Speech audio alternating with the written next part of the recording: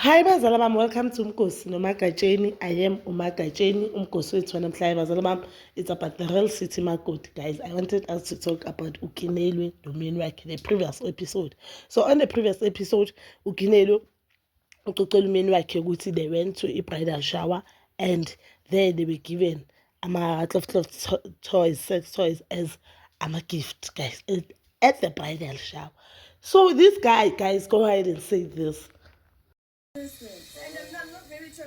You should have told them it's about me. I will not allow it. I will not allow it. Zalabam, I've never been this bored in Pilonium. Guys, these are gifts, and I believe if you're an adult and you attend the event, I feel like if brother Shamus attend and as a married woman, why you'll be angry with this thing? And the husband, him saying, if when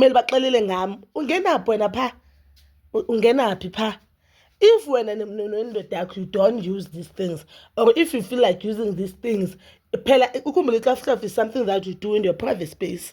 It's something that is very private. Even if whether you're a traditional healer, whether you're a pastor, you're what, but it's something that is very private and it's something amelanga you understand? But whether as user or an is user, I don't think Uti Usisi law bigger who was hosting them because when we keep in tab, they are also traditional healers in the someone who's very respected and which is understandable.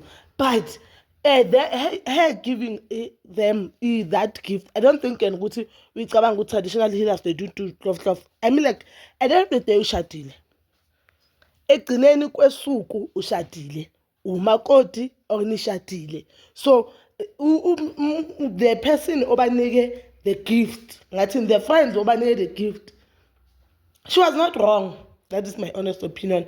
I don't feel like she was wrong because these things they are meant to use with abantu abashadile or the abantu abenza but biblically so and traditionally so abantu abanelungelo lokuthi bahlangane benza are people who are married.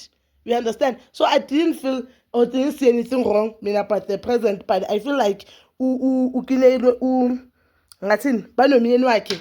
Since I've watched the episode what this the real city makoti, I feel like bahlala baxoxa ngama-relationship wabanye abantu because the last time ngengayibukela they were talking about uKholen nonkosikazi wakhe, them futhi girlfriend also baby mama, them not wanting to get married, and you could see, man, and I feel like nabo baba umshado unezinto thina sizijajayo ukuthi hayibo, not unless this guy is young but he looks old, but if he's really old, there's this thing I see esibonayo nathi as viewers ukuthi why is this guy athanda naqala one namathwasana wakhe, because amathwasana wakhe angithi I'm not a traditional healer, but as ama-traditional healer bathi it is not acceptable ukuthi uthandane nethwasana lakho because ithwasana lakho lifana nengane yakho. Ukinelwe was once ithwasana lakhe, the second wife was ithwasana lakhe, so why would you do that? To us it's a red flag. We understand. I feel like it's inappropriate as a couple in a reality show to discuss ama-couples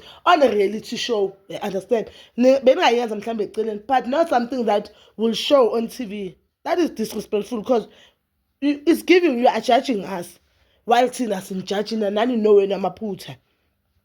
How were you a first makoti while there was someone who was paid the wall? Can traditionally i-divorce ivumelekile because thina we grew up sazi ukuthi umuntu as long as umshadile wathela ngonyongo uyohlala umakoti walapho noma ngaze ashade komunye umuzi. So wena sowukhushule kanjani? There are things that we do not understand about the relationship yabo, and I love the fact that Ukinelwe is so patient with us ama-followers wakhe because we have to explain into zomshado, but her judging ama-couples is so wrong. That is my honest opinion. I love her, but I feel like they're very judgmental and they make the show like hey, it's about them. You understand? In the choice, I feel like umyeni lo man drama or drama.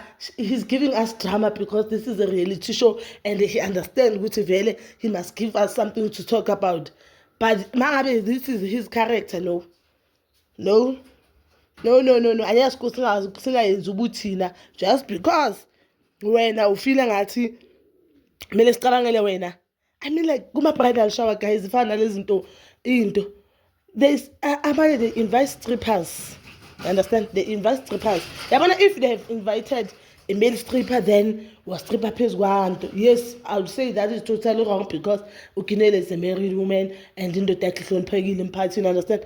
But this is a gift. It's whether you accept it or not, but it was a gift. And if she didn't want a gift, but Mela I'm telling you, there was no need to discuss it with the man. Or but Mela I'm telling you know what? I'm not gonna accept this gift because I'm not gonna use it. I think you show me ungayinika someone it will be not wise of me or it will be not good of me. Good thing is then I don't accept it. I don't use it. I don't know, but you can comment down below your thoughts and please don't forget to like, subscribe, share, and hit that notification button. Ngithanda ukuya nokubuya.